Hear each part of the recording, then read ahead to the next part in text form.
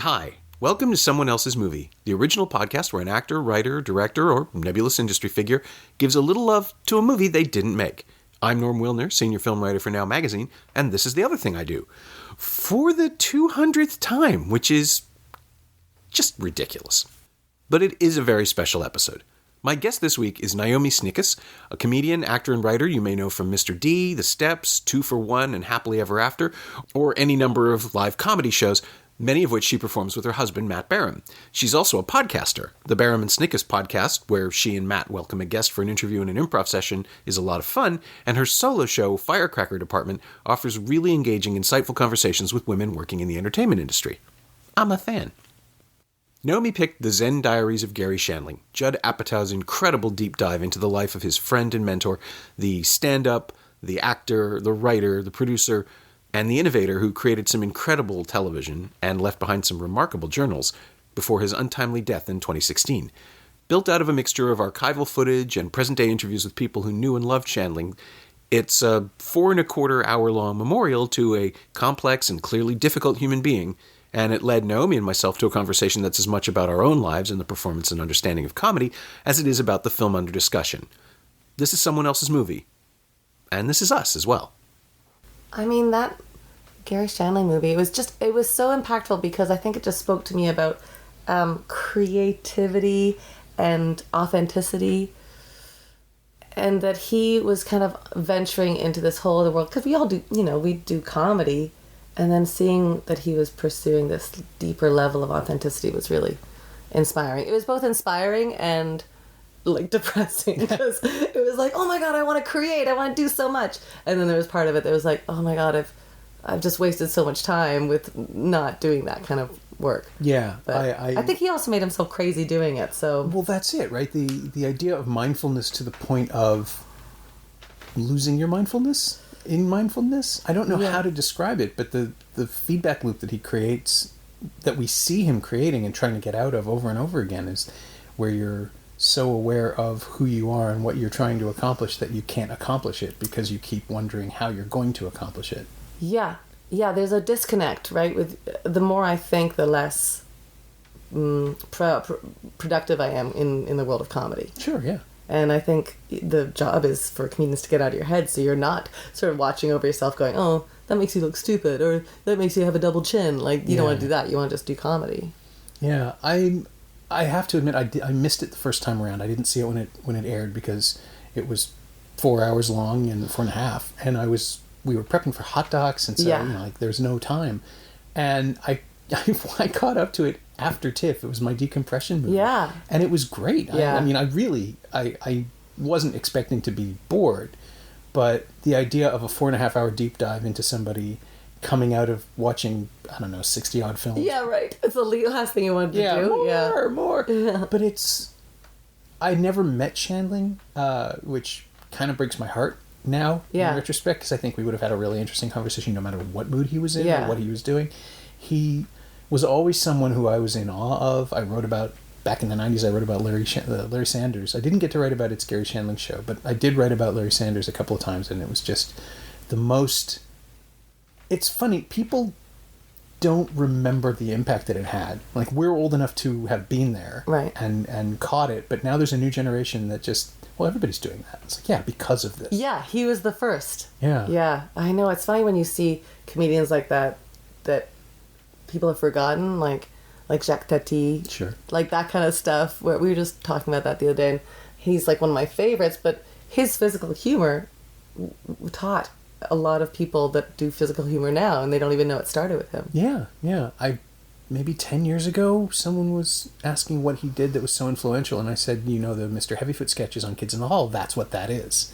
And it's no, I thought it was Dave Foley and Kevin McDonald came up with the parody of it's basically, it's a parody of Hulot. And I didn't know that. It's exaggerated, but it's, it's silent and I have to go silent back and misfortune. Watch that. It's a direct tribute. Yeah. And if you don't know the history of it, and again, there's a generation now that thinks Kids in the Hall created comedy. Yeah, right. Which, perfected probably.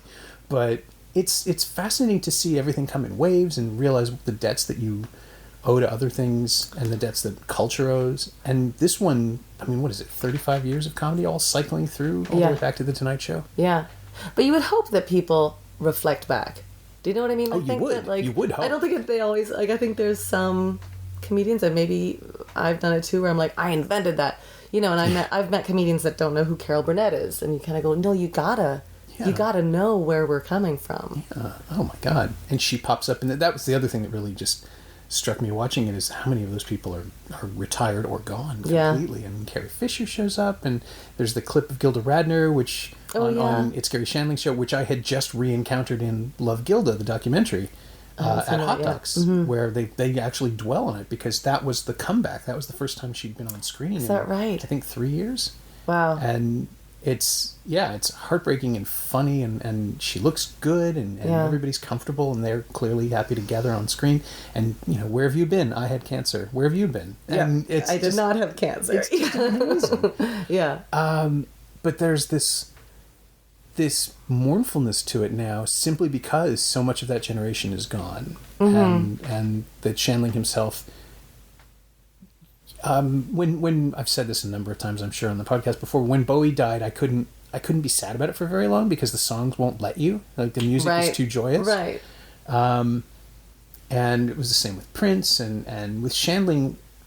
Watching this documentary, it really did do that thing that everybody says a documentary is supposed to do, which is resurrect him and have him there in the room with you. And it was just, the lessons that he is teaching us in the film, thanks to the editing and the journals and everything else, are amazing. But it was so nice to see him again, and see him at his peak. And there's stuff I hadn't seen before, like the Tonight Show appearances. And, yeah, just to see his arc, and Judd Apatow did such a great job. Yeah. You know, clearly revealing it to everybody. Yeah. He knows the subject. Obviously, they were friends for 25 years. Yeah. But the respect that's paid to the other people that Shandling mentored as well, I think, is really generous of Apatow, and really nice. Yeah, there's a real admiration for him, and there's a weight to it too, though, right? There's like this. It's funny when, like, comedy's such serious business, right? Sure. And you hear Bob Saget talking about it, and, you know, there's a weight to where their friendship went to, and it's not all just, you know, shits and giggles. No, it's, I mean, I don't think with Shandling it ever was. This is a guy who... But he started, like, if you see before he does before the big lawsuit stuff, there was a lightness to him that stopped being there. And we all, if you look back on all of our lives, there's probably something that we can all pinpoint and go, that's where I got heavy. Yeah. You know, and whether or not it lasted for a year, or maybe it lasted throughout your life after that. But there's, like, life changes you, and you can choose to wallow in it or stay there, or you can get out of it, or maybe you can't choose. Sometimes you have to just accept that's the person you are now. Yeah. I mean, I certainly felt that way after the first major death I experienced. Yeah. Like, there's the person you were and the person you are afterwards. Yeah. And you can reconcile eventually those two and figure out where the medium is, but then something else happens, and no one explained to me that adulthood was going to be this constantly shifting turntable of perspectives. Yeah. Right? I get the idea of growing more mature as you grow older, and ideally learning more about yourself. Ideally. Yeah, but the idea that you're doing it while people are coming at you with machetes emotionally all the time. It's the worst video game ever. Yeah. Adulthood? Ugh, it's miserable. The boss level never comes. No! You never get high score. Yeah, all the individual challenges sucks. Mushrooms don't do the things they're supposed to do. Right? Nothing. Yeah. Eat as many as you want along the way. Yeah, it's interesting. I mean, but he had, like, a level of, I don't know, that drive that, you know, that we remember from our 20s, where we were like, oh, I'm going to do this, and nothing's going to stop me. Yeah. And he did do what, I mean, that's the admirable thing and the awful thing about him, too, is that he's uncompromising as a creator. Mm-hmm. He only could do the thing he wanted to do. Which you see when they're shooting the Mike Nichols movie, which Shandling wrote for himself, how disastrously wrong that goes, simply because their two approaches are so incompatible. Different. Yeah.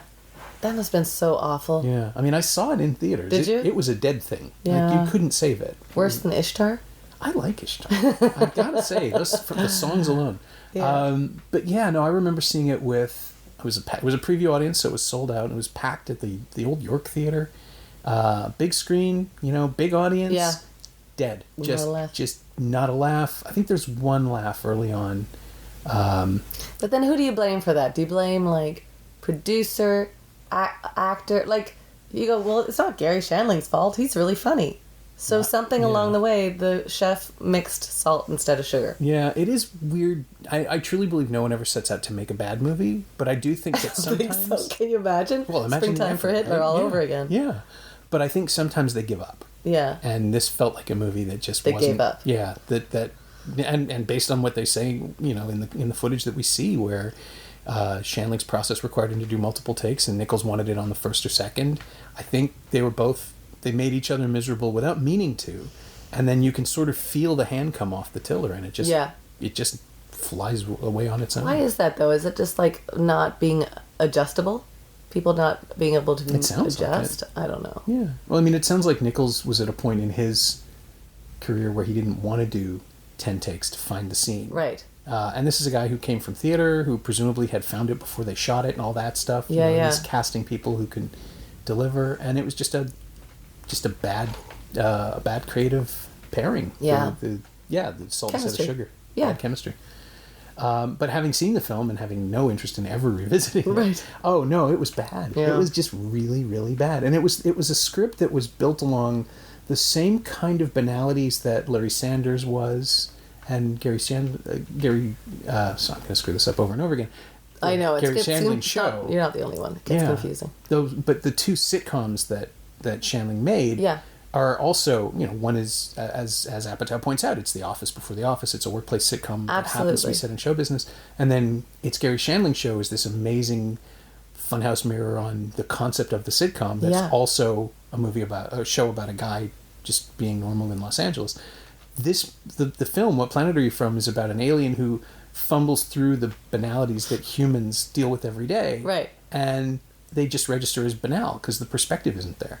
Right. There's nobody, like, there's not a bunch of aliens sitting in the audience going, this is you. Yeah. This is so you. Yeah, it felt weirdly sour. Yeah. And the idea that it's all about how Annette Bening doesn't want to have sex until she gets married, which is like a big deal in the film where you're watching it now. It's like, well, that's kind of rapey now. That is a premise that, right. Even look, everything's changed, right? Sure. You can't...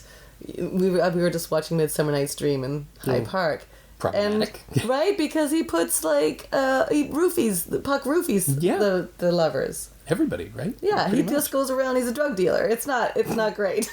Yeah. But it's weird that, I mean, I guess I'm not surprised that Nichols would go for it because some of his comedies were very much rooted in the 50s kind of mentality. Yeah. But I'm surprised that Shandling couldn't find a way to make that commentary that he clearly makes on everything else he's doing. Yeah.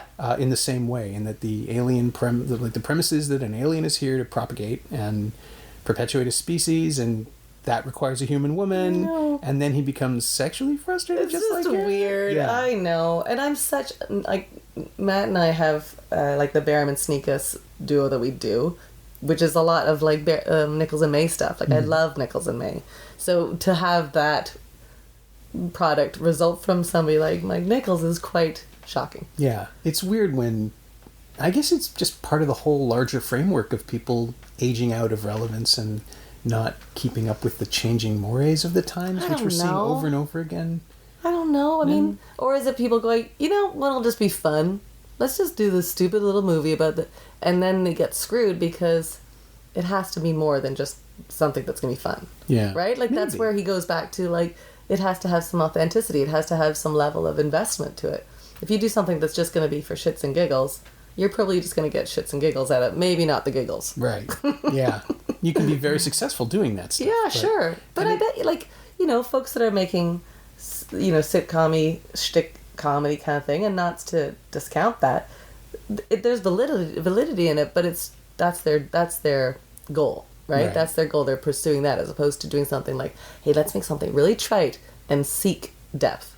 Yeah, and that's the stuff that I'm drawn to over and over again. Things that, unpack or examine or interrogate whatever the format is, which is why Larry Sanders was so revelatory. Oh my God. It was like Mr. Show before Mr. Show. Yeah. Yeah. Or was it during? Because I already knew Odenkirk. So they probably happened around the same time. Or did I know Odenkirk from... No, I knew Odenkirk from Ben Stiller. From the Ben Stiller show. Right. Because he poached right. Apatow, Odenkirk, and Garofalo. Right. And Stiller and I think Andy Dick also. That was a show the world wasn't ready for. Yeah. But Larry Sanders landed at exactly the right moment. The post or present OJ reality where celebrity was sort of bending in on itself anyway, and people were starting to question the motivations of why you would do these things and who. It's in the movie, right? The only people worse than those who want to be on TV every night are those who have to be. Or no, the only thing worse than being on TV is wanting to be every night. Yeah. There's something similar to like the only thing worse than climbing up the ladder is being at the top and trying to stay there. Yeah. Right. And he was unhappy doing like the same show every night, doing the Tonight Show, and left to focus himself fully on Garry Shandling. I know. We're gonna I'm gonna cut. It's a so drinking much game. Out of this. But yeah, it's his dissatisfaction with his own work forced him to do better. Yeah. Without really alienating his coworkers, which seems nice. He alienated his friends more often than not. It seems. Yeah. Over his own. Yeah, I don't know, actually. I can't... I mean, I think there's it's a love letter, right, from Judd Apatow, that movie, so you're not really going to see the darkness. That's true. But and couldn't really tell. Could you tell if, like, there's animosity in the crew and cast? I mean, Linda Doucette doesn't even bear him ill will, right? Like, I don't know. She seems like she's back in a good place when she's talking to Apatow, although that is after Shandling's death, so that's probably the closure she doesn't get from him. Yeah. But like when they have the interview when they're sitting next to each other, there is a little bit of... that's tense. Damn it, can't imagine. Yeah, and then to cut from that to her alone is just so devastating and simple. Yeah. And that's like, I always come back to Apatow as a filmmaker. People knock his movies for being too long or too self-indulgent, but he's dealing with the same things that Shandling is, just in his own way. I mean, Funny People, I think, would be perfect at 90 minutes if it had stopped when the doctor pronounces Sandler cured and says, "Now what do you think of my accent?" That's the laugh line you end on. Right. But then it goes on for another hour and becomes about what do you do after your life isn't dead? Like, what do you do when you're not going to die? And that's really interesting. Yeah. I'll defend This Is 40 You loved it. a lot. Yeah. I mean, it's definitely a guy's perspective on it. Right. You know, Leslie Mann does not get that much screen time. No. But what Paul Rudd's character is going through is really interesting, and Rudd is, again, you can't not watch Paul Rudd be on screen. He's just so great at that. What's that? We just watched the movie. Oh no, it's Paul Rudd movie, and it's they're all in a hippie. Wanderlust. What did you think of that? I loved that. I loved it. Yeah, I thought it was so fun. Yeah, it's the kind of movie that I was like, oh, that just looks like a lark to make. But also interesting. But it's about something. Like, it is about something. There you go. It's about dissatisfaction and the idea that there's a utopia. I mean, it's first world problem stuff. It's the grass is always greener. It's the most basic human... it's not even discontent. It's just restlessness. Yeah. It's called Wanderlust. Yeah. But that's what it's about, and that delivers an essay. It actually does go into that stuff. Yeah. Where the aliens just wanting to have sex, it just feels like that's not enough of a premise. No. Well, it certainly wasn't. And like producers must have been like, I mean, it's not a premise, but we have Garry Shandling and we got Mike Nichol. It's gonna be fine. We'll get there on the day. Yeah, right. Yeah. We'll fix it in post. Yeah, that's not a thing. Yeah. I'm trying to pick a point to talk about in the film, but there's just so much swirling around. As you said, 4.5 hours, right? Yeah, and an entire life. It opens with the defining tragedy that becomes the thesis of his entire life, that his older brother died, and his parents somehow trying to protect him from that pain, managed to make it worse. He wasn't told that the brother had died. He didn't go to the funeral. Yeah. It's just... I find it interesting, though, for somebody who is as into self-reflection as he seems to be, that there was never that, I gotta dig deep and figure out this whole brother thing. Mm. Do you know? Like, he practiced meditation, like, I mean, this isn't funny and you can cut this out. No, but please. I had cancer like 10 years ago, and I remember going, I gotta figure this out. If otherwise it's gonna keep revisiting. And it just did that for his whole life. He never dealt. Yeah. How did you deal with it? Or how does one? Yeah, I mean, it was, I always belittle it because I didn't have to do, it was melanoma and I had to do like, it wasn't as invasive as some people's cancer, so Sure. I'm always like, I had like, I didn't get supersized cancer, I got medium cancer. But, Still cancer. how did I deal with it? I mean, life kind of just fell apart. I guess I read a lot and I went to therapy and I figured out how it impacted me, and I started building like a tool belt of how to get through stuff like that. Because before then I hadn't really tapped into anything like that. I don't know. I knew I got a dog. I knew that the dog and comedy would save me. Okay. So I was at Second City at the time, and I knew that was a really big pull to getting better. I had a cancer scare 15 years ago, and that changed my life. Yeah, did it? Yeah. Well, I mean, it collapsed my timeline. It accelerated a few things. Yeah. Basically, it was so not anything that Yeah. I feel like I shouldn't even be bringing it up to, like, only but it's because not you're even in talking your about your wheelhouse, own right? changes. Yeah. Yeah, because it's not the same as actually having it and getting Well, through look, it. we're belittling an impact, right? So Yeah, I suppose. why belittle? Like, you were impacted, I was impacted. Somebody who had to go through chemotherapy and lose like a breast was impacted, and let's just Yeah, you can only deal with what you're dealing with. yeah, I like suppose. you were impacted from the idea of it, and it changed your chemistry. Yeah. I mean, I definitely started insisting that Kate marry me right around that time. 'Cause See? it's There like, you go. I have no idea. Tomorrow's never promised and all that horseshit, but yeah, okay, I get it now. Yeah. Let's be happier. Let's keep going. Let's make choices that are for the future. Yeah. It was incredibly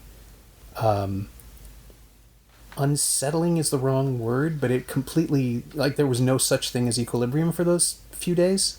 Yeah. And you don't want to tell people, and you don't want to do anything. Like, I get the whole idea of retreating into yourself and you know, like pulling the dirt over your head so no one can bother you and while you're going through it. But it turned out to be like less than nothing for me, and I was incredibly lucky. And just decided that, you know, let's not pretend that I didn't think about that stuff, and let's not pretend that that wasn't there for those days. Well, there you go. Like, that kind of goes back to your self-awareness, right? So you could have just gone, meh. Yeah. So anyway, this is my girlfriend Kate, another year with this girlfriend Kate. And you chose to let it affect you, and you chose to let yourself examine it. So it surprises me that he didn't, or that he did in a way that was very private. Because everybody talked about he never mentioned his brother. Yeah, and maybe that's part of it too, is that you were raised at a certain point in time that you don't do that. You simply, like, it's unseemly. And from what we know of his relationship with his mother, who is described as profoundly narcissistic and self-absorbed, self-involved to the point where everything had to be about her, I can imagine him never wanting to open up around her because she would just turn it into her thing. Yeah. Well, you saw when they started talking about it, and she was telling her husband, like, we don't have to talk about that. Yeah. Yeah. And, Yeah. But he writes. I mean, again, who knows what Judd Apatow left in the diaries? Right? Yeah, and certainly the choice to bring in that letter, the letter he did write to Barry at some point, at the end, that's an editorial decision. You could certainly have woven it through, but, you know, he's a storyteller, and Apatow's going to hold it back for the best impact. Yeah. But I would love to know how that played into the editing of the film, knowing these things going in, presumably, having the access to the journals. And have you read Apatow's book of interviews? I just bought it. Sick in the Head? Yeah. I just bought it 2 days ago. So, it's great. I was going to send you home with it if you hadn't. Oh, that's lovely. Because it's fantastically good, and it's the conversations that, you know, I would have loved to have with all of these people. He was a really good interviewer. Yeah. Which as a child, like, which galls me. Yeah. I wasn't that good at 16. No. At talking to people. I still don't. I haven't figured it out. I mean, even now, I'm figuring things out. Yeah. He's on top of it, though. Yeah, and they're great conversations, and they're genuinely illuminating. I have never, and that clearly carries through into the documentary. I have never seen Sacha Baron Cohen as himself ever. I know. Which is the you could most say that frustrating thing. about all the guys he interviewed, Yeah. right? I mean, Sarah Silverman, like, everybody just lays it out like it is. Oh yeah, no, they're talking to a friend, right? They're dropping exactly. any pretense. But I've never seen Sacha Baron Cohen give an interview. Period. as himself. Yeah. He's always in character. Yeah. He always insists on playing it as Borat or as Right. the dictator from The Dictator and all that stuff. I don't think I knew what his own accent sounded like Right. until I saw this. Yeah. And that's amazing, especially since we've just gone through his latest television series. Have you? Yeah. I haven't seen that yet. I'll have to watch it. I'm curious. Yeah, it's highly problematic. Some of the stuff is great that he's managing to get Republicans to confess to things that we already know they'll do. Like, that's the thing. There's no Right. shock value anymore. Right. Whereas when he first started, like, yeah, it was amazing. it was incredible to see what people would say and what they would reveal. There's a scene where he interviewed Bernie Sanders in the first episode, and Sanders figures it out really quickly, and they just cut away, and there's no payoff to it. It's just this. He plays his character is a right-wing YouTube journalist, I think, who's it's a clever idea. He thinks he's blaming Obamacare for being sick because before Obamacare he didn't go to a doctor and he was fine, and then Obamacare came in and I went to a doctor and I found out I got 3 things wrong with me, and that's clever, but Sanders just doesn't do anything because he's clearly in the room with an insane person and doesn't want to get hurt. Yeah, and that's the other thing that I find so odd about the Sacha Baron Cohen project now is that. How do you not see that this person in the room with you is ridiculously, ludicrously made up? Because they're basically caricatures of human faces at this point. Right. And then also, why would anyone sign that release? Yeah. I mean, I think they trick them. They use different releases to get them to sign them beforehand. But the whole thing is just so weirdly contrived at this point. I don't know. Yeah. And maybe it's just that reality is weird enough already that you can accept all these things. People are so uncomfortable. They're like, why is this man wearing so much makeup? Mm-hmm. And they just let it go. Yeah. It's obviously a fake nose. Let it go. Yeah, I don't know. I suppose in LA you're going to see people like that. Anyway. Yeah. But Apatow gets truth out of him. Yeah. And I mean, I also think it's really telling that Ricky Gervais does not show up in the present day interview segments. Yeah. That was a weird segment when he came in. Yeah. What did you think of that? I found it absolutely fascinating. Yeah. I've met Gervais, and I met him in 2008 or 9 when Ghost Town came to TIFF. Okay. And so this wouldn't have been that much further away from it. And he has a persona which has, now, 10 years later, has calcified into the thing that it is now. Mm-hmm. And I get the sense that he is both incredibly intimidated by Shandling because he admires him. Yeah. And also that he's trying to package it into something that it won't be. And that Shandling will not have. And yeah, that's the glimpse of the dark, angry Garry that you hear about over and over again. Yeah. And I found it absolutely riveting. Yeah, it was interesting. Yeah, Matt was talking about how, like, Garry Shandling had, like, walked into something that he wasn't prepared for. But that's also comedy. Like, that is part of our game, right? To see if you can throw people off their game. And that's the idea that he is not willing to roll with it for a second is really interesting to me. Because this is a guy who had cultivated, and that's the house that he built piece by piece to stall a marriage and avoid having a relationship with someone, which psychologically that's so loaded and so fascinating. Yeah. And there's always something wrong with the house. Like, he's always fixing it up and things like that. Yeah, it's kind of wild. Have you always done comedy? Me? Yeah, like, have you always been into comedy? Hugely so. I find it absolutely fascinating. Yeah. And the explosion of, I guess podcasts have really helped too, because you can just podcast with a new comedy album. You can just listen to Paul F. Tompkins and Scott Aukerman fart around for an hour on Comedy Bang Bang every week if you want to. I'm a huge comedy nerd. I've wrestled with it over and over again because I love it, and I'm told I'm funny, which I don't believe because that's not where my ego goes. I mean, I can get laughs, and I found that the single greatest thing I've done in the last 10 years is host more movie screenings and Q&As and things, because that laugh is the thing that you chase for the rest of your life. Oh my god. Yeah. And I did it on stage. I was the special guest at Second City, the Improv guest, a couple of years ago, and it was a blast. Yeah, it was cool. really fun. Like, you did the improv set? Yeah, I did I did sketches. I didn't do the games. We did like characters and stuff. Oh, great. Yeah, it was really fun.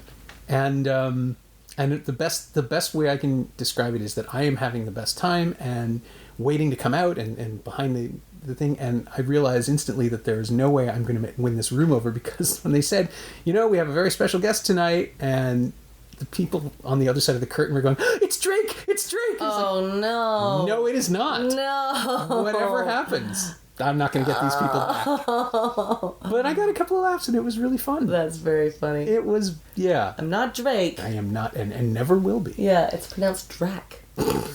Yeah. Yeah, I feel like anybody can be funny. It's a muscle. You know, like at Second City, you do it 6 nights a week, and you quickly lose any kind of preciousness about comedy.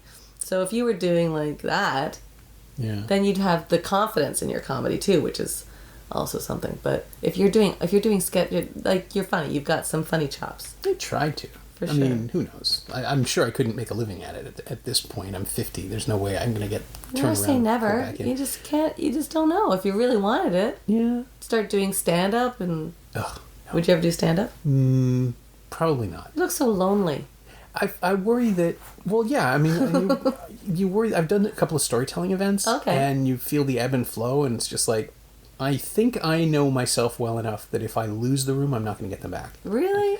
It just. I bet you develop a muscle. I'm telling you. I'm not willing to I put know the you work better in. than you know yourself. I bet you develop a muscle that would teach you how to recover quickly. I think this is my perfect solution. Yeah. Podcasting, conversations. I'm a really good interviewer. That I know over 30 years, that I can get people to talk about almost anything. And it's taken. That's the muscle. Like, that's the muscle I've built up. What's your secret to getting people to tell you anything? I don't know, really. I know I know my tics. Yeah. Which is that I'm friendly. I'm not hostile. I'm not formal. Very hostile. I have to say, I disagree. But I've seen people come in and like set boundaries in the interview from the journalist side, which is never a good idea. Yeah. And you don't want to shtick it up. You don't want to like, hey, let's talk about this crazy thing I heard you, like the pre-interview stuff. I've seen people do that. Rob Salem at the Star back in the late 80s and early 90s was basically my mentor. I was writing for him. He was my editor at the home video magazine.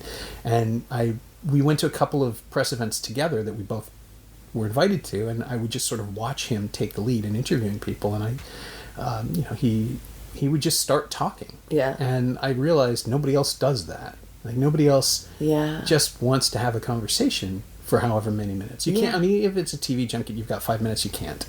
But if you're in a room with somebody for 10 to 15 to an hour, you can actually get somewhere. Yeah. You can go to places they maybe don't want to go. And this show has been amazing for me that way, because everyone comes in with something they want to share, because the device, like the premise of the podcast is that you will want to talk about the thing that we're talking about, and you're not selling it. You just want to talk about it. And that works. I think I've lost track, but I'm coming up to 200 episodes. Wow. Well, 3.5 years now. Yeah. That's incredible. Yeah, we just dropped episode 192, we being me and the computer. Yeah. It's a lonely game. Yeah. But I started this because I was doing fewer interviews just as a matter of course. And this was a way to have conversations with people that would take me out of just sitting at home and writing by myself. Mm-hmm. And, now that's the dragon that I'm chasing. Just have more talk, more conversations, more interactions.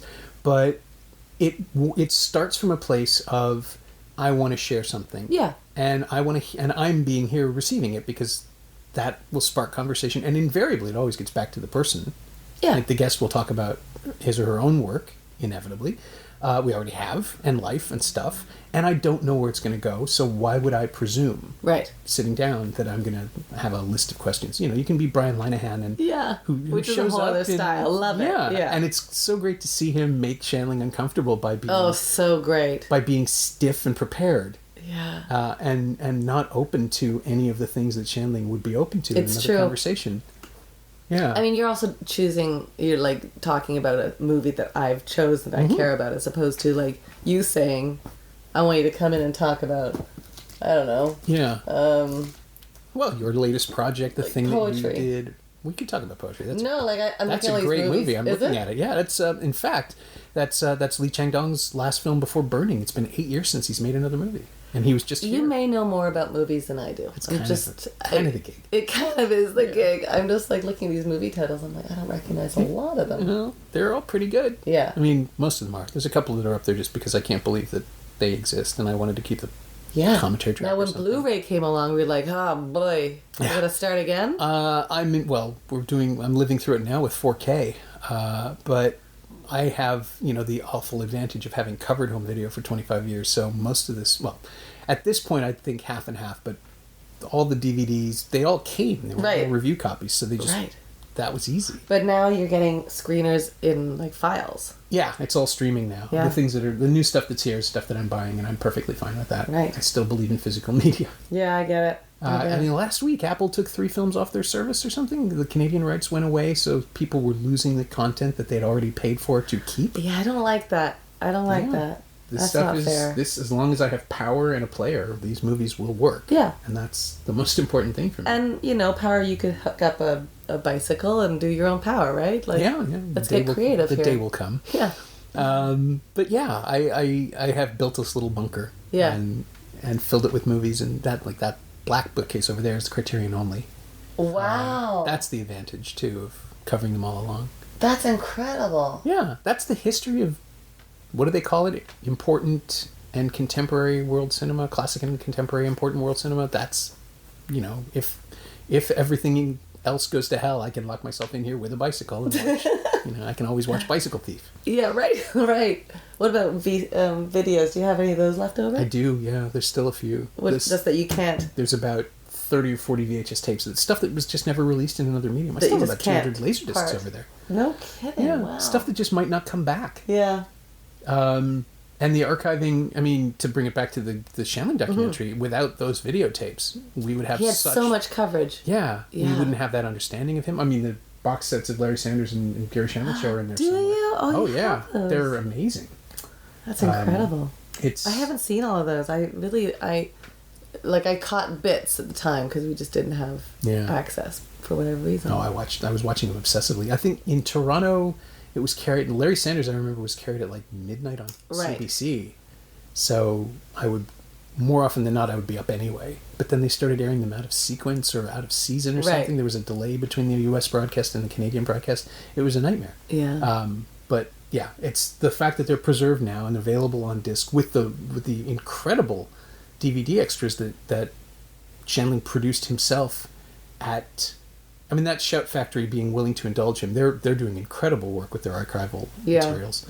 And they would have worked with Apatow on the Freaks and Geeks and Undeclared sets that they produced, which were also terrific. I love Freaks and Geeks. It's one of my favorites. Yeah. And I think that stuff all comes from Shandling teaching Apatow to pay attention, right? To not just go for the funny. I mean, there's such a world of difference between, was it Heavyweights, the movie he directed with he either produced and wrote it or directed it as well. Maybe he didn't direct it. This is just a summer camp comedy with Ben Stiller that Apatow made between the Ben Stiller show and Larry Sanders, or right in the middle of it. And it's just this generic 90s comedy for Disney that's designed and aimed at little kids, and it's not trying for anything. Right. And I remember seeing it and being really, really disappointed because I'd seen the Ben Stiller show and I knew what they were capable of. Yeah. I went in expecting, if not a satire, then at least something that acknowledged the genre that it's in and played with it. And it was just rote. Yeah. Still, it was funny, but there was nothing else in there. And then when he came back 10 years later with 40-Year-Old Virgin, it's like, oh no, this is it. This is what we've been doing all along. Wow. And then we find out in the doc that Shandling helped shape the ending. Yeah. Which I had no idea. Yeah, I didn't know that either. I mean, I had sort of the same. I sort of admired him from afar, of course, because I didn't know him so very, very far. But I wasn't immersed in his comedy. I just wanted to watch his documentary because I had so many friends that were impacted by it. So, and it's true. It just has a great voice. Yeah. Happy to have this record of him. Yeah. Made by people. And I don't know that... I did notice their thank yous in the credits to Joe Berlinger and Alex Gibney, who are kind of heavy hitters in documentary world. Berlinger made the Paradise Lost films with Bruce Sinofsky and Brothers Keeper and a bunch of other stuff. And Alex Gibney is basically a documentary machine now. He just cranks them out. And I assume Apatow consulted with them or maybe showed them early cuts or something. Interesting. Yeah. Yeah. But none of their films has the warmth that this one has. No, it's definitely like, a passion project. I mean, the fact that he left him his diaries, there's a level of trust that he knew he would do something. Yeah. And diaries that go back decades. Yeah. It's not just... I don't know who I'd leave my diaries to. Do you actually keep them? No. Yeah. I mean, my diaries are not great and quite boring, so I feel like people will be very disappointed if they get past the to-do list that includes groceries and... Yeah, I don't think Canadians produce... Maybe Leonard Cohen, but I don't think most of us would have the lives that justify the endless journaling. I mean, maybe. I don't know about that. I think people have colorful lives in Canada. I just don't think my diaries had any kind of value. Yeah. Unless you like sketches of, like, I don't know, maybe landscape next to a grocery list. Sure. You know, it's that kind of extravagance. Yeah. But to have, like, those diaries entrusted, that's a weight, too, right? Yeah, yeah. Can you imagine? I'd like you to have my diaries, and I know you're going to make a documentary about me, and now I'm going to die. This will come out somewhere afterwards where I have no control over. Yeah, because it's him giving up control in a way that's really not something we ever see him do any other time. But I think you need that. Like, I don't think you can run your own show without being a control freak. Because he paid attention to details, and that's vital.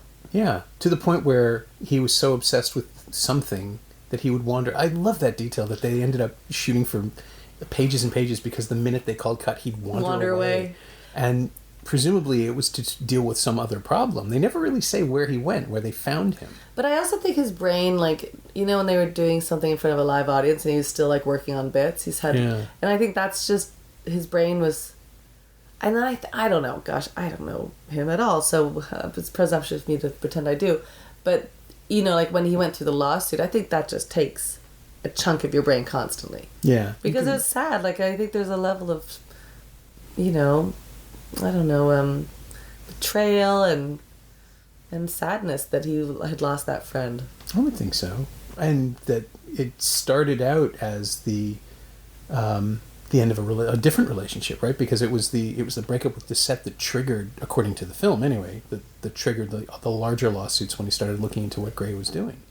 Exactly. And so you lose everything. You lose your core personal relationship, and then you lose the core supportive relationship with the manager who's supposed to have your back the whole time. Yeah. And he's alone in a house that he built out of, you know, not out of spite, but out of a defense mechanism. Right. And this is where he ends up. I mean, we're all complicated beings. Sure. His is just exposed. Yeah. And then he turned it into the last season of the show. Right. Like the fact that he chose to steer into it. Yeah. Almost. But it wasn't, I remember watching later episodes of the Larry Sanders Show and thinking, I don't know if it's funny. Like, it got heavy. Mm-hmm. Do you remember? It got real heavy and it got dark. And I think it's just because he was dealing with his actual life that was heavy and dark. Yeah. Well, it was always an angry show in a way because it had people being monstrous. But it was, you know, Larry was indifferent at best as a character the first couple of seasons. You know, like that first moment we ever see him on the first episode of the show is he's just shutting down during a commercial break after chatting with a guest.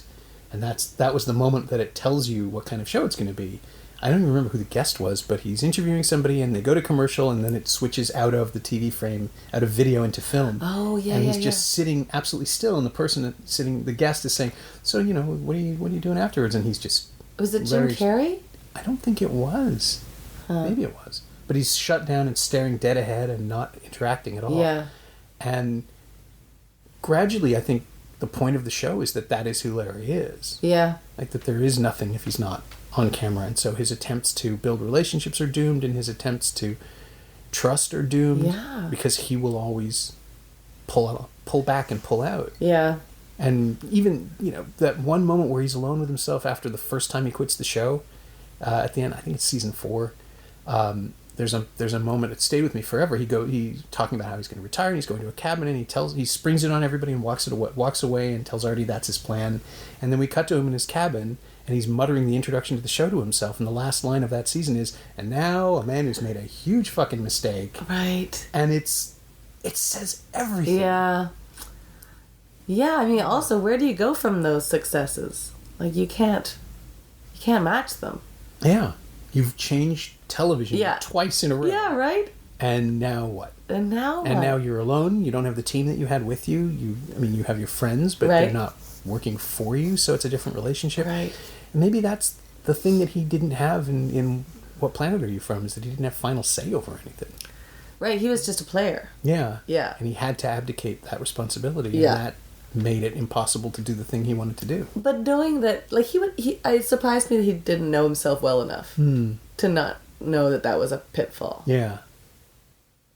And that's it though, right? He didn't know himself that well. Or for all of his efforts to understand himself, and for the genuinely powerful insights that he has in those journals that are deeper and more thoughtful than things I will ever come up with. I know. I have to say. Well, they're truthful, right? Like, even like him saying, "I hate Brad Gray" in his journal. I would never write, "I hate anybody" in a journal. I would just never say it. And then he forgives him, probably never really in person or anything. Right. But, he wrote that last piece before the pancreatitis surgery where he thought he was going to die, and he made peace with everybody. Yeah. And came out the other side and still couldn't find peace.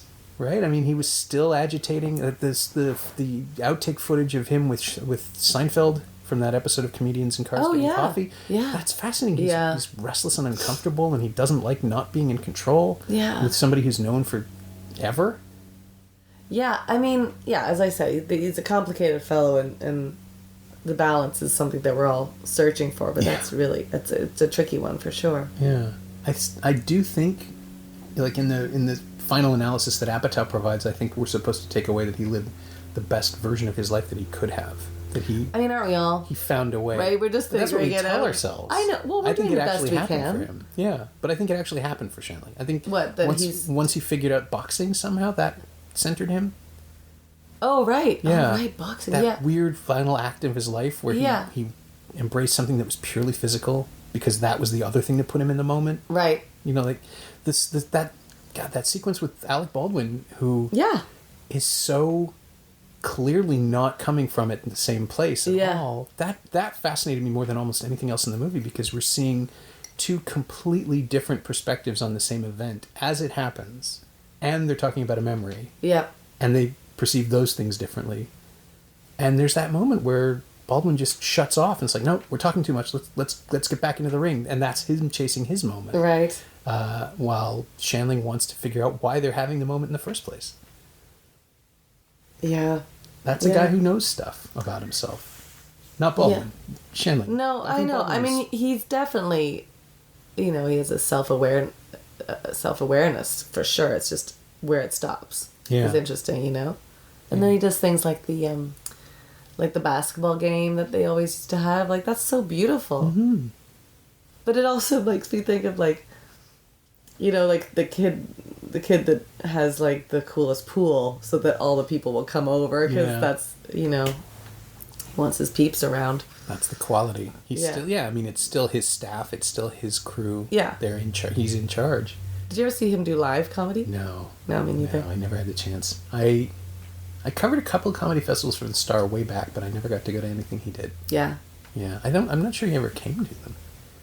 But I saw Carlin once. Oh yeah? What was that like? It was interesting. It was at that point where it was like 92 or 93. What? And wow. it was at the Forum in Ontario Place, if you can remember that. Wow. That's a deep cut now. Yeah, right. And he was at that point where he was sort of professionally angry. So everything there was no, the whimsy had gone. Yeah. And it was all about politics. It was after the Reagan Bush years. It was, I think Clinton he hadn't been elected yet. It was it was the summer of 92. It was when the Star went on strike. And it was one of the couple of things that I had tickets for, but I couldn't write about it because the Star was on strike. Oh, right. Yeah. So I just went as an audience member. I also think sometimes in, like, comedy, people start out with personas that they have to then adopt because it's part of their thing. It's part of their moneymaker. So if you start out being a curmudgeon, stand-up, you're going to become a curmudgeon. That's just the way it goes. Yeah. That's where the material comes from. Right? Yeah. Like you have to write into it. Yeah, careful what you wish for. Then you're like your one-man show about being a curmudgeon and nobody likes you. Yeah. Carlin was fascinating because he had this incredible facility for rattling off lists of things that bothered him. He would do it... Just random? No, I mean, they're clearly rehearsed, but he made it feel live. Right. And electric. Right. But he would do this year after year, and he would maybe change the list a little bit, but, you must know the bit about, where he starts, I think the first time he really started playing with language was when he was talking about people getting on the plane. That was like I don't this remind whole me, thing 'cause I way know- back in the 70s. It Yeah. was about the absurdity of. Could we play a clip?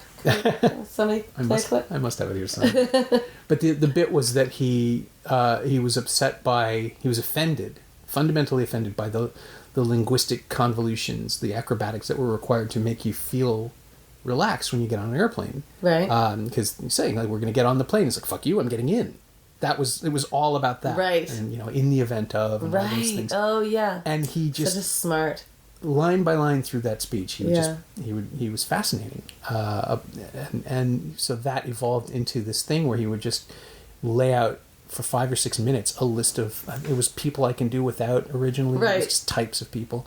And then it just evolved into other things. And watching that was like watching a jazz musician find the groove. Yeah. It was, Good comedy is like jazz for sure. yeah. Yeah. You have to, like, it's yes and at its most basic core, right? Like, Yeah. you have to be willing to go wherever the moment takes you. Yeah. But Shandling seems like he was so conscious of his moment. Like he was living in it, in that present moment all the time. Yeah. To watch him negotiate his way out of it to make a joke is fascinating. Just those beats he has in nightclubs, the stuff that we see of him Yeah. playing to an That are all audience. truthful, right? That he's just going through those notes and notes of his, like, scribbles. Yeah. And they're all based on some sort of truth in his heart, which Yeah. everybody leans towards and go, what, tell me more? And then, yeah. Yeah. Or the bit on the Larry Sanders set where he's ranting to himself quietly about how he wants to come back in his next life as a dog. I know, And cut out the he's- middle, man. Yeah. That was so funny. And That he's stuck with me. He's clearly furious, right? But Yeah. then there's a moment at the end of it where he realizes he's in front of an audience and has to find a button. And, like, what would he say? I'll lick my balls less. Yeah. And then the room comes back and he gets them. They laugh. And it's just like, I don't know what that is. Yeah, That's that's like like ice idiot skating. savant. Like, Yeah. that's like, yeah, his brain's always functioning on a comedic level. Yeah. And he, like, it's a triple axel. He sticks it. He comes down Yeah. with a joke that comes out of nowhere Right. from this free association anger that he's feeling. I mean, I know comedians like that are always working, but I find like nowadays it's more, I don't know, more introspection and less just joke telling, not less bits, Yeah. which I think is where a lot of comedians are finding their comedy from now. Yeah. Stories and this happened to me. So Yeah. Yeah. I think the last time I saw someone who didn't do any of that was Mark Little, Yeah, who, yeah, he's got a different brain for that for sure. yeah, I saw him at Comedy Bar a couple of years ago now. I think he might have been opening for James Adomian. And he pulverized. I've never seen a performance like that. It might be the hardest thing I've ever laughed at. He came out with just like a dance track, like a club Yeah. track, and screamed his name into it over and over and over again and said nothing else for 9 minutes. Right. He didn't stop. And there was this wildness that crept in after about 6 minutes where he realized he could keep going. Yeah. And we were in there with him. Like, he ended up doing other material afterwards. But I've never seen anything like that. And it was, Yeah, he's got a really unique brain for yeah, sure. it was so risky and so utterly at the will of the audience. Like, Right. if we'd stopped laughing, I think he would have doubled down. But because we were with him, he could just loop around and have fun with it. Yeah, yeah. It's the bravery of when you've lost your audience to keep going anyway. Yeah. And I've seen that too, where I'm like, wow, you did not give up on your bit. I'm in huge admiration about that too. Yeah, that's the thing that's kept me from ever thinking about it seriously, because I don't know that I would have the confidence to push through. There was someone, I don't know if it's confidence. I think it's survival. right? I think that you're on stage and you're like, well, no one's gonna come and rescue me, so I'm gonna do something else. And you just pull out all stops, pull out all comedy stops. Yeah. Has it ever happened to you? Oh, never. I always have something funny to say. That's a lie. That's a lie. Yeah, and then, but you know what? In improv, it's different. Like stand-up, you're on your own. Right. Improv, you open a drawer and pull out something that will keep you grounded in the scene, so it's Sure, okay. But yeah, there's tons. You just hope that your partners on stage will see the panic look on your face and come and help you. Yeah, and I guess you get used to looking for it too, right? I mean, What, if you- the panic look, the if you Paul- just oh, to yeah. save other people. Yeah, I mean, that's a good troupe. If you have crappy troops and the guy's like, let's make her stand out there for a while and suffer. Yeah. Yeah, you should, you read people. You can see it as an audience member. You can see it in stand-up where they're like, oh, they've lost their groove or they're on it. It's like it's surfing or jazz, like you said. Yeah. Yeah. Yeah, I mean, and Garry Shandling was always writing. Always. Like, I'm not always writing. I'm always clocking things. I'll clock, like, a funny person that I meet or a character. Or like, you know, I was on the phone with some customer support, and her vocal habits were so ridiculous that I was like, she was driving me crazy. And I said, there has to be something good out of this phone call because it's making me lose my mind. And it was her vocal range. She'd say, what's your customer number? I'd say, 1, 2, 3, 4. No, that's not here. Okay, well, maybe it's under my email. It's Snieckus. No. Every single one is no, and she couldn't find it. I'm like, at the end, I was like, I have to go. I don't know what else to do here. I'm going to call back. Call back. Somebody else did it. Yeah. Yeah. That's my customer service story. But that is yeah, you're right. You've mined it. You've harvested it for something. Yeah. But some people are always like, you know, folks like Mark Little, who was I talking to the other day? Jessica Holmes. She's always writing down bits. Yeah. Because she's always honing her stand-up and, yeah. Like him. Like those kind of manic pieces of paper that somehow, like, he figured it out so he could put them on stage in a really intelligent way. It's a gift. Yeah, and he does say that, right? At one point he says that, you know, like, I take all of this and I make it 2 pages that I take it with me. So I think, you know, you see a sheaf of papers. That's what a sheaf looks like to me, as opposed to a ream, right? A ream is the box that you get the paper in, and the sheaf is what happens after you've waved it around. Right. And he does look like there's no focus. There's no, when he's holding that much paper, and then you gradually, like Apatow shows us how to interpret it because he's showing us where the little stars go and what the circles mean and how that all works. And then we finally, I mean, it takes 3.5 hours to pay off, but then you see his script for Over the Hedge in that one shot where he's annotated it and done all those weird little things to it. I'm just like, oh, that's how it works. Yeah. That's how that works. Yeah. But like, I used to, if I saw a comedian with notes, I'd be like, hack. Yeah. But now I'm like, I get it. Like, they're just working through their bits. They're figuring things out. And yeah. I saw somebody once with a piece of paper that they left on stage at the Winter Garden 15, maybe 20 years ago now. And it was just like pizza, camp, just words. Yeah. No bits, no jokes, just the thing that would vault them into the next bit. Right. And it was pizza camp. That's pizza a good camp bit. is another thing. That's a very funny bit. Yeah. Yeah. But it was incredibly educational because I would have been in my early 30s or something.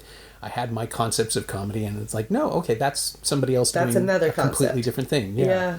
Yeah, and then some people come out. We saw Jeff Garland. Yeah. And he had nothing. He just came out. He was like, "Hey, I got nothing. So what are you doing?" Yeah. And just like had this great bit. He was just so funny, but it's all based on talking to people. He probably had his closer, but other than that, he was just shooting the shit with people. Who did I? Oh, Matt Bronger. Oh yeah. At Comedy Bar, told a story.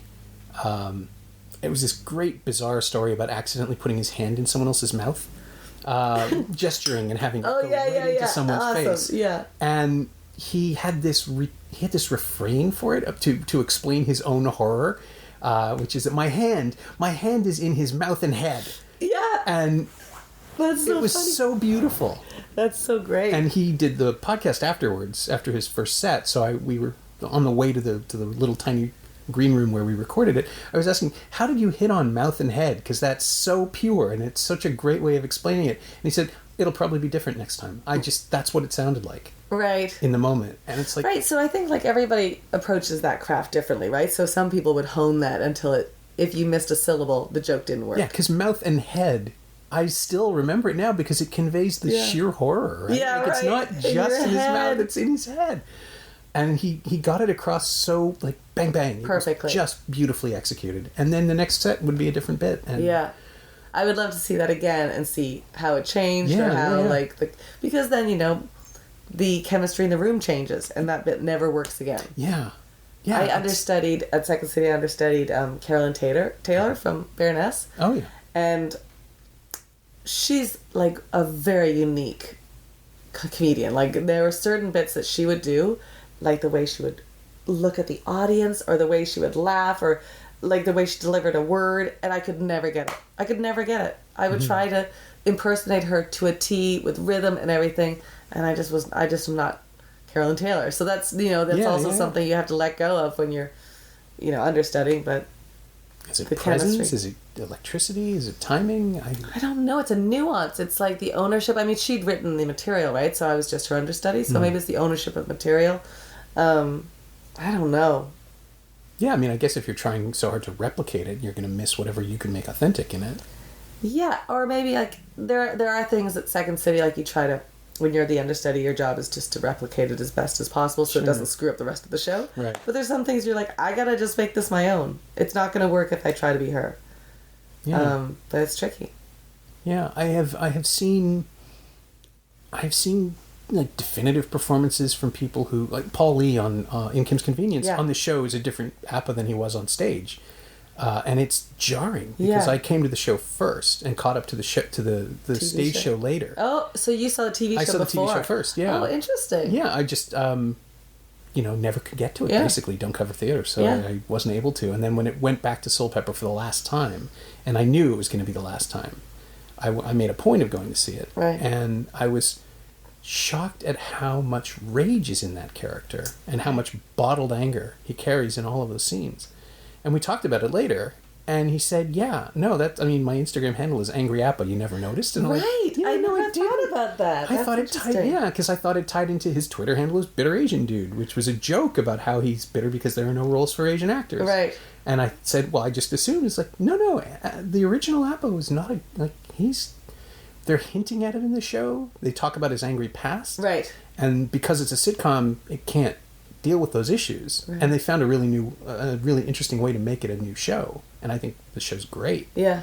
But he said, like, it wasn't just me. He said a lot of people are really surprised when they come see the stage show. And they, they're scared of me. Right. And Paul is like the Sweetest. warmest, friendliest guy. My God. And after the show at the talkback, people were like looking at him sideways because of what they'd seen in that. Interesting. Yeah. And that's simply a matter of the difference in context of the Appas that you know and the Appa that you're seeing in the stage show. So I wonder how people who saw the show first feel about the television production.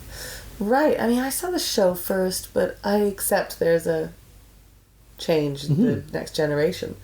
But it is interesting, like the on stage or on camera personas versus in life personas, like somebody like Garry Shandling, who really blurred that line. Yeah. Right? There wasn't much difference between him off and on camera. Yeah. I mean, it's intentional from the get-go, right? Yeah. Because if you start a stand-up and your persona is neurotic Jewish comedian in the 70s, you're going to be that fully, right? Yeah. And then what he was on It's Garry Shandling's show is so, it had to be him. It had to be real because that was his whole point. Yeah.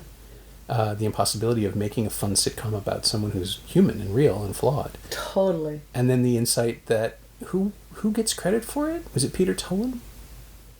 Somebody said the thing in the doc where he says, I thought he was going to fire me for telling him that the problem with It's Garry Shandling's show is that you're acting opposite puppets, that they have no inner lives. Right. Oh yeah. And that inspired Larry Sanders.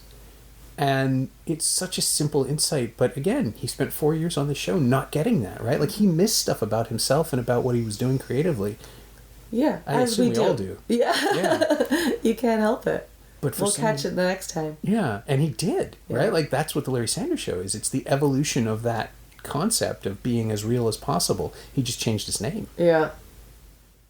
Yeah, what a smart man. Yeah.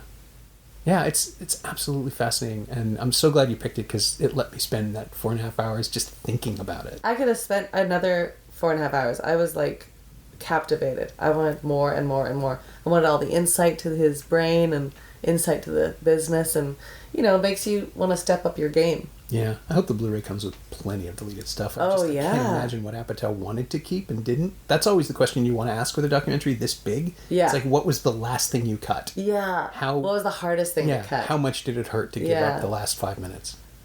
Yeah, I just feel like everybody's got two sides. So I just feel like Apatow didn't want to show the dark side. Yeah. It's hinted at enough that... It's a little, we're never not aware of it. But it definitely pulls back from some of the darker things. Yeah.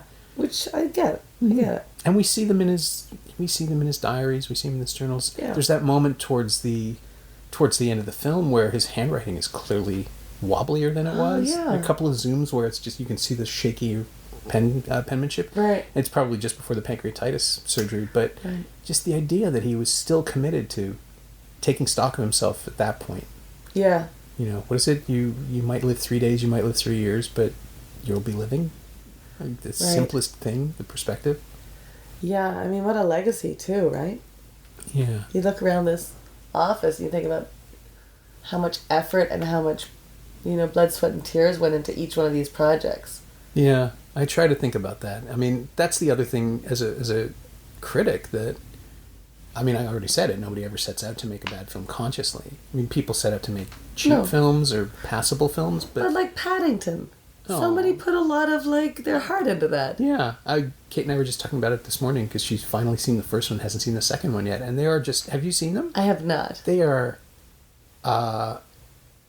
fucking magic. Really? They are absolutely... Wow. I cried at both of them. I'm going to put that on my list. I'm a cold, soulless Oh, monster. no, that's and I cried obvious. at the Paddington movies. Yeah, no, this has been a nightmare to talk to you. Yeah. But it is fascinating to see something that manages to come out the other end, out of, scripting and production and editing and release, to be a singular achievement. Yeah.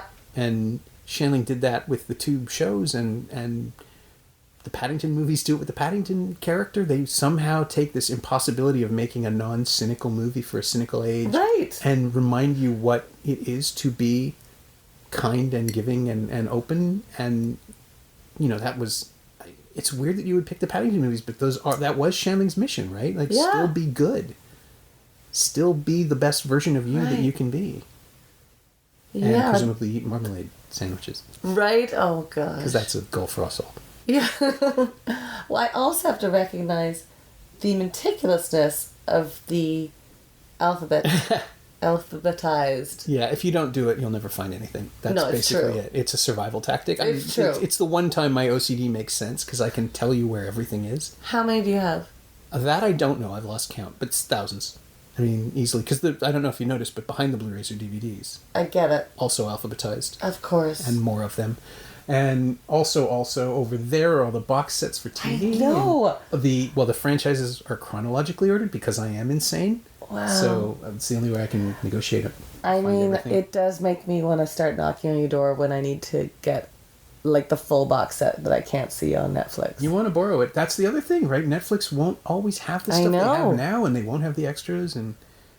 Yeah. But, I'm writing a show right now that's in development for CBC, with CBC, and it's a 30 Rock, and I've watched all the 30 Rock, but sometimes you're like, what's that one? I want to get, a reminder of that one, and it's nowhere to be found. Yeah. But if they were on Netflix or iTunes, that would be the best way, right? That would So be you the just best. immediately... Well, except sometimes you're without Wi-Fi. Oh, that's true. Then what the hell are we going to do, Yeah, I don't know how to function, honestly, at this point, without access. It's And that's, pretty again, tricky. that's why those are all still here. Because Yeah. it may take an extra 2 minutes to come downstairs and get the disc and put it in the player, but I know it's here. Yeah.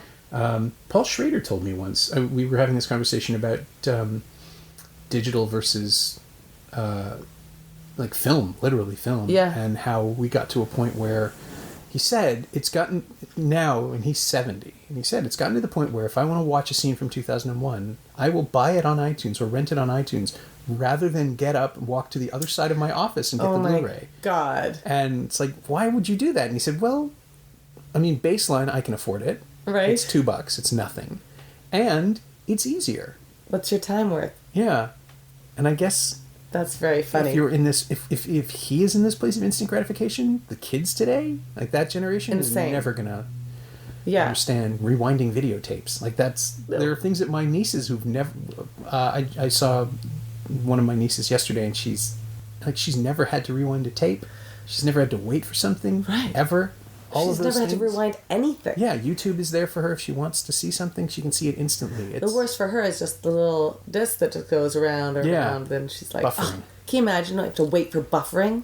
What's the world coming to? Yeah, it's a whole different. I mean, really, just there are so many advantages to having stuff at your fingertips, and now the idea that like the Garry Shandling documentary is on HBO Go Yeah. or TMN Go, and anyone anywhere can sit down and watch 4.5 hours of this man's life encapsulated as a reference point for whatever they're working on. That's fantastic. It's documents. Everything's been documented. Yeah, it's invaluable. And it's part of the technological age, right? Because the video cameras were there when he was coming up and he could record all this stuff.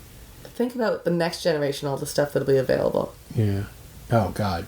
It'll be DNA linked. You can watch anything you want based on you specifically. Just scrape a little bit of your skin cells into this and you find out all the footage that you're of your whole life. Exactly. This was on a surveillance camera that one time you were in Thailand. Oh my God. That's a movie. Yes. No, it's not. That's an idea. I don't know. Something Sometimes has to happen, movies right? come from an idea. That's Gattaca. It's already been done. That's my biggest problem. You just launched a movie, wrote it, and then had it canceled in the same sentence. Yeah, that's my biggest problem. I smothered my own ideas by going, well, I can think of 5 other times that's happened. Well, I have a friend that writes for The Simpsons. And oh my God, that must be... It's insane, right? Yeah. How many years is that? 30? 30, 31, yeah. And he said, there's writers that come in, they're like, oh, okay, here's a storyline idea, and they'll be like, season 6 episode that already happened. Oh, okay, what about this? Season 4 episode this. So there's no new ideas. Like, how do they... That's why they have to keep so topical. Yeah, and the writers would presumably have grown up on The Simpsons and thus internalized it and not know they've internalized it. Yeah, That's even right. more fascinating. Right. I think it was Groening who said that if you edit it properly, you could get Citizen Kane out of The Simpsons. Like, shot for shot, you could actually assemble Citizen Kane because they've referenced it so many times. Yeah. And I believe them. I believe that. At this point. That's unbelievable. Well, that's a smart group of people. Yeah, and James Brooks shows up in the Shandling documentary to be thoughtful and sweet. And that's just it. Yeah. Judd Apatow really pulled beautiful commentary from people. It's really lovely. And for the most part, these are all people who've done great work on their own too, right? Like there aren't that many hacks in that universe. No. And there are a couple of people that I'm not terribly fond of necessarily as comics, but they're still speaking thoughtfully and emotionally. Yeah. Like they're not half-assing this. This is something that's real. Yeah. Yeah. I don't know. The Jeffrey Tambor question is fascinating to me. Actually, before we segue out of Larry Sanders, I wanted to ask you about that. Given that he has kind of been outed as, if not a monster, then at least an asshole, with making Jessica Walter cry on. I still think Hank Kingsley works because they found something in Tambor, because Shandling saw something in Tambor that Tambor didn't know he had. Okay. Like that monstrousness, that self-absorption. And it also, the movie Apatow in the documentary doesn't dig into it enough, but I got the feeling that character more than anything else is the reflection of his mother that he never put on screen. Oh, I hadn't thought about that. Yeah. Does that resonate at all, or am I just pulling it out of it? The mother thing? Yeah. I honestly had never thought about that. I watched him, and I thought the same thing. Like, I could see, the Hank character balancing on, being a monster to an extent, the way he talked to people. And, I don't know, as an actor, if you're in a scene with somebody, you can feel when it becomes real. Oh, yeah? Yeah, you can just feel when it's personal and when it's not. And, I just don't, I have a lot, I don't have a lot of patience for lack of respect. And I think that guy's struggling with probably self-respect and respect for others. And so it's disappointing. That's what it is. Because I had, I thought as a comedian, as an actor, you have admiration. And then when he does what he does, did on Arrested Development, it does lose the shine of my admiration for him, because I'm just disappointed. Yeah. Yeah. My takeaway was from Hank was that his arrogance is a compensation for his weakness. Of course. Because Hank is spineless and a worm and an opportunistic lout. Yeah. But I always assumed that Tambor knew that and was playing it. And now I'm not so sure. No, I think that's part of him. Some essential quality that comes out because Shandling saw it. Yeah, maybe. Whether Tambor knew it or not. I don't know. That's an interesting question. I don't know if I didn't know the answer to that. Yeah, and I don't mean to box you into, having a defining opinion on Jeffrey Tambor as a person, but the characters of Hank Kingsley, with what with what we now know about Shandling's relationship with his mother, I just find that, did he find in Tambor someone who mirrored it somehow, and that's what attracted him to it, or was it the character before the actor? Well, we love a flawed character, right? And Hank was definitely a flawed character that went from insecurity to rage and flip-flop, but it's all based on fear. So I'll watch that forever because I think it's such a fascinating balance. But it does, like, knowing him and his behavior on set as a person, you just go, you know what, there's a lot of really talented people that are also kind. Yeah. Those are the ones that, those are the ones I'm drawn to, I think, whether I know who they are or not. I like to think that that's the thing, the generosity of You like spirit. to think so, but then you're like, oh, did you hear of so-and-so? And they're not nice. You're like, no! Yeah, you learn people can fake it. That's the worst part. Oh, they are good actors. But then I'm so disappointed in myself. I'm like, oh, Naomi, you really had no judge of that character whatsoever. Yeah. It's a weird new place we're in. I mean, it's good, because in the end we'll see everything more clearly, but I think right now we're in that convulsive, ugly stage where there's so many more shoes waiting to drop, and we're just going to keep getting stepped on. Yeah. It's a flawed metaphor, but you see what I'm going I see where you went there. Yeah. But to that end, the interpretation of Shandling's work and everything else, that kind of brings us to the closing question of this podcast, which is there anything from, if not the Zen Diaries of Garry Shandling, then Shandling himself, that you find yourself absorbing or borrowing or stealing or incorporating into your own creative DNA? It's mostly just a reminder of, like, the pursuit of truth in your comedy. And I think I'm always pursuing that anyway. It's my favorite thing to do, when we're doing improv, or when, to find the truth of whatever character I'm playing is, as outlandish as they are, to find out what the heart is. So that was a great reminder for me. It's also like a kick in the butt, saying, like, you got to work harder, don't stop creating. And then I also go, but also I have a great husband, and I really like spending time with him, so I have a good balance of it all, and I wouldn't give that up to create. I'm when he said something about wanting to share his life with somebody, and I'm like, oh man, I got to share my life with the greatest guy in the world. So I really feel lucky about that.